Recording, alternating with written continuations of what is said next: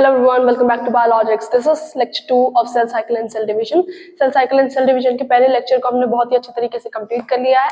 हमने वहां पढ़ा था कि सेल क्या होता है, सेल डिवीजन और सेल साइकिल में अंतर क्या होता है, सेल साइकिल का जो फेज है उनमें कौन से चार फेजेस आते हैं।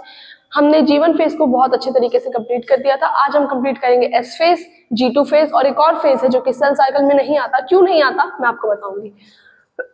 सबसे पहला फेज जो हम आज पढ़ने वाले हैं वो है S फेज, जिसको हम लोग सिंथेसिस फेज भी बोलते हैं। ये मैंने आपको बार बार बता दिया है। सिंथेसिस फेज भी हमारे एस फेज को बोला जाता है। हमारा एस फेज आता है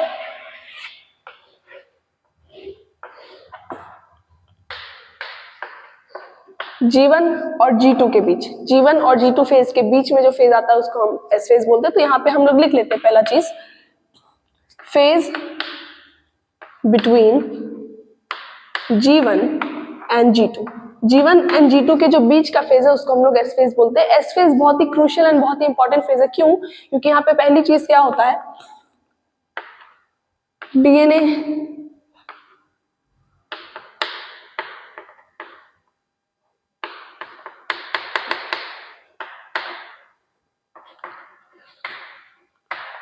डीएनए रेप्लिकेशन यहाँ पे हो रहा होता है। डीएनए रेप्लिकेशन यानी आपका जो डीएनए जेनेटिक मटेरियल है, आपके बॉडी के एक सेल के अंदर जो जेनेटिक मटेरियल है, सपोज डीएनए, तो उसका क्या हो जाएगा, डुप्लीकेशन हो जाएगा। क्यों? क्योंकि सेल को पता है कि आगे जाके मुझे 2 सेल बनाने हैं। तो जब मैं 2 सेल बनाऊंगा तो मुझे डीएनए को इक्वली डिवाइड करना पड़ेगा, इसलिए मुझे 2 इक्वल अमाउंट ऑफ डीएनए बनाने पड़ेंगे। ठीक है, तो यहाँ पे लेट सपोज अगर मैं बोल रही हूँ कि G1 फेज में डीएनए था 2C, तो G2 फेज में हो जाएगा आपका 4C। क्या हो जाएगा भाई, G1 फेज में अगर आपका डीएनए था 2C तो S में क्या हो जाएगा आपका डीएनए 4C। लेकिन क्या डीएनए जो है वो आगे जाके क्रोमोसोम बनता है? मैं आपको बताती हूँ मैं क्या बोल रही हूँ। मैं बोल रही हूँ कि आपका लेट सपोज डीएनए है, ठीक है, ये डीएनए है। डीएनए आगे जाके जब ये करता है कंडेंस, जब कंडेंसेशन होता है डीएनए का तो आगे जाके क्रोमोसोम बनाता है। सही बात है, इतना आपको पता है। ये डीएनए डीएनए ने अगर कंडेंसेशन किया तो ये आगे जाके क्या बनाएगा, क्रोमोसोम बनाएगा। तो अगर मैं बोल रही हूँ कि डीएनए 2C से 4C हो रहा है, यानी डीएनए का अमाउंट डबल हो रहा है, तो क्या क्रोमोसोम का भी अमाउंट डबल होना चाहिए? बिल्कुल होना चाहिए, लेकिन ऐसा होता नहीं है। ठीक है, मैं आपको बताऊंगी क्यों। रीजन बहुत अच्छा है, लेकिन जनरली लोग बताते नहीं है, पर मैं आपको बताऊंगी कि रीजन क्या है कि आपका क्रोमोसोम नंबर डबल नहीं होता। क्रोमोसोम नंबर, अगर मैं बोल रही हूं कि आपका G1 फेज में क्रोमोसोम नंबर था 2N, तो आपका S फेज में भी क्रोमोसोम नंबर क्या रहेगा, 2N। इसका रीजन क्या है मैं आपको आगे आने वाले लेक्चर्स में आपको बहुत अच्छी तरीके से बताऊंगी। ठीक है, अब यहाँ पे तीसरी चीज तो ये हो गई। चौथी चीज आप लिख लीजिए कि यहाँ पे सेंट्रियोल जो है डुप्लीकेट्स इन साइटोप्लाज्म। ठीक है, आपके साइटोप्लाज्म में कौन डुप्लीकेट होता है, सेंट्रियोल। और आपके न्यूक्लियस में कौन डुप्लीकेट होता है, आपका डीएनए।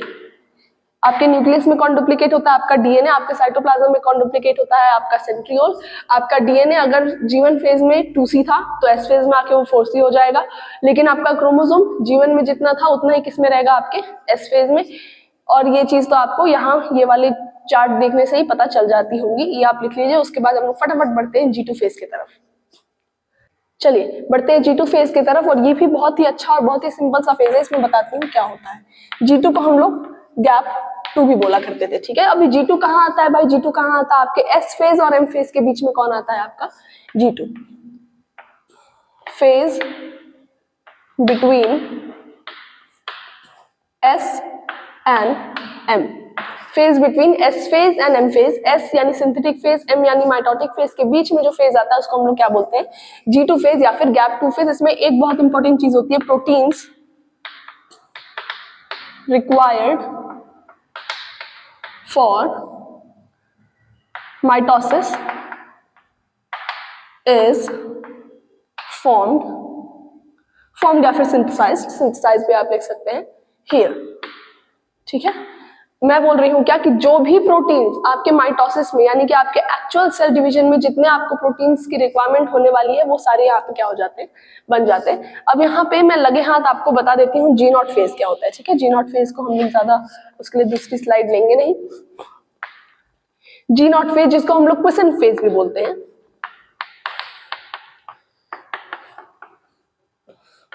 जी नॉट फेज यानी कि क्वेश्चन फेज भी उसको हम लोग बोलते हैं। क्या आपको यहाँ कहीं भी जी नॉट फेज दिख रहा है? एम फेज है, G1 है, S है, G2 है, आपको जी नॉट यानी कि क्वेश्चन फेज कहीं भी दिख रहा है क्या? बिल्कुल नहीं दिख रहा है। यानी कि ये फेज एक सेल के लाइफ में तब आता है जब वो सेल साइकिल को एग्जिट कर देता है। सही बोल रही हूँ, ध्यान से सुनिए। ये हमारी सेल साइकिल है। ठीक है, सेल साइकिल में 4 फेजेस आते हैं, G1, S, G2, M। ये तीनों आते हैं इंटरफेज में, ये आता है हमारा एक्चुअल माइटोटिक फेज में। ठीक है, अब मुझे बताइए क्या इन चारों फेज में कहीं भी आपको ये जी नॉट फेज दिख रहा है? नहीं दिख रहा है। यानी अगर मैं बोल रही हूँ कि ये फेज भी एक सेल की लाइफ टाइम में आता है। ठीक है, मैं क्या बोल रही हूँ ध्यान से सुनिएगा। ये फेज भी एक सेल की लाइफ साइकिल में आता है, लेकिन सेल साइकिल में नहीं आता। क्यों? क्योंकि हमने यहाँ पे जी नॉट फेज नहीं पढ़ा। तो क्या जी नॉट फेज एक सेल की लाइफ में तब आएगा जब वो सेल साइकिल को एग्जिट कर चुका होगा। सही बात है। यानी कि cell exit G1 phase and hence exit cell cycle enters G naught phase। यानी ऐसा सेल जिसने आपका क्या कर लिया है, जिसने आपका सेल साइकिल एग्जिट कर लिया है, वो भी कहां से? G1 फेज से। G1 मान लीजिए कि कोई सेल था, वो उसने माइटोसिस किया, माइटोसिस करने के बाद वो फिर क्या गया G1 फेज में। जैसे ही वो एंटर करता है, एंटर करने के साथ ही वो निकल जाता है इस फेज से बाहर और कहां चले जाता है? जी नॉट फेज में। ध्यान से सुनिए, एक सेल था, ठीक है, उसने क्या किया? G1 परफॉर्म किया, S परफॉर्म किया, G2 परफॉर्म किया, M परफॉर्म किया। M से फिर उसके बाद हमने क्या बोला कि हाँ ठीक है यार M परफॉर्म कर लिया तो ये तो अब G1 में ही जाएगा। जैसे ही इसने G1 में छलांग लगाई, इसने अपना माइंड चेंज कर लिया और पूरी सेल साइकिल एग्जिट कर ली। कहां पहुंच गया ये? जी नॉट फेज में, यानी कि क्वेश्चन फेज में। तो एक ऐसा सेल जिसने G1 फेज और सेल साइकिल को एग्जिट कर लिया हो तो वो किस में एंटर कर जाता है? हमारे क्वेश्चन फेज में। लेकिन यहाँ पे जो हमारा सेल है मेटाबॉलिकली एक्टिव होता है।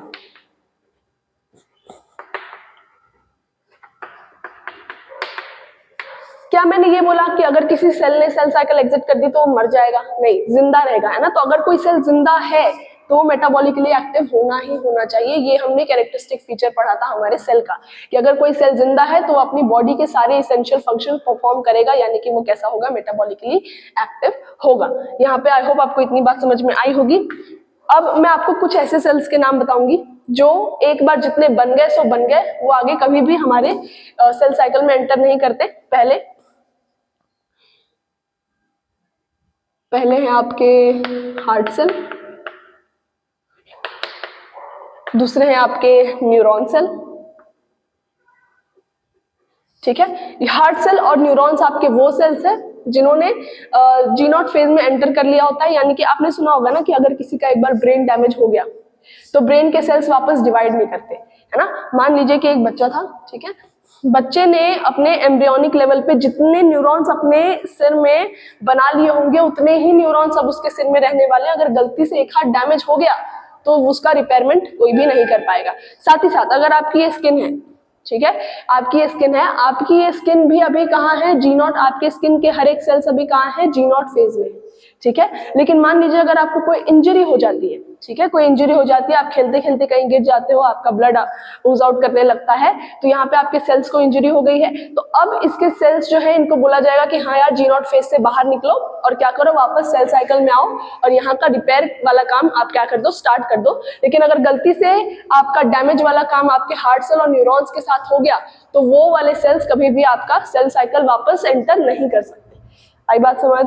आप क्या बोल रही हूँ मैं एक बार समझ देती हूँ। मैं ये बोल रही हूँ कि आपकी बॉडी में अगर कोई भी इंजरी हो जाती है, ठीक है। आपके बॉडी के किसी भी सेल में कोई भी इंजरी हो जाती है, किसी भी पार्ट में कोई भी इंजरी हो जाती है except heart cell and neurons, तो वहां पे जो आपके सेल्स है जो अभी टेम्पररीली जी नॉट फेज में है उनको वापस बुलाया जाता है कि भाई क्या कीजिए, आप वापस आइए और यहाँ पे सेल साइकिल में एंटर कीजिए और सेल डिवीजन कीजिए, ताकि हमारा जो सेल का लॉस हो गया है वो क्या हो जाए, वापस रिपेयर हो जाए। लेकिन अगर मैं हार्ट सेल और न्यूरॉन्स की बात करूं तो वहां पे अगर कोई डैमेज हो जाता है तो वहां के सेल्स बोलते हैं एक बार जो एग्जिट कर दिया सो कर दिया, उसके बाद हम लोग किसी भी सेल साइकिल में वापस आने वाले नहीं है। अगर तुम्हारा लॉस हो गया तो अभी ये तुम्हारी गलती है, ठीक है। तो ऐसा हमारे कुछ ये सेल्स बोलते हैं। अब एक और चीज मैं यहाँ पे आपको लिखा देती हूँ, यही लिखा देती हूँ, ठीक है, कि जो आपका माइटोसिस है ये जनरली आपके डिप्लॉयड सेल्स में होता है।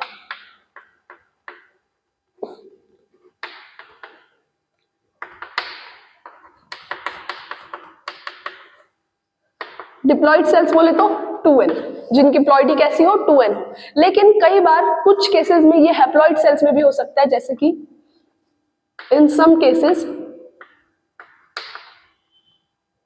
occurs in haploid cells। Haploid cells बोले तो n, जिनकी प्लॉइडी सिर्फ n हो, और इसका एग्जांपल क्या है, मेल हनी बी।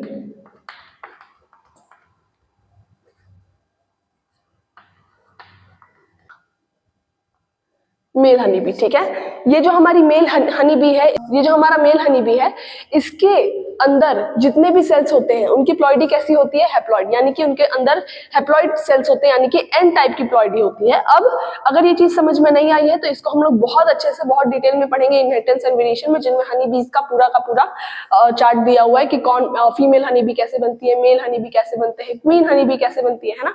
तो ये सारी चीजें आपको अगर अभी थोड़ा टफ लग रहा है तो कोई बात नहीं, जैसे जैसे हम पूरी बायोलॉजी में आगे बढ़ेंगे आपको सारी चीजें क्लियर आउट होने लगेंगी।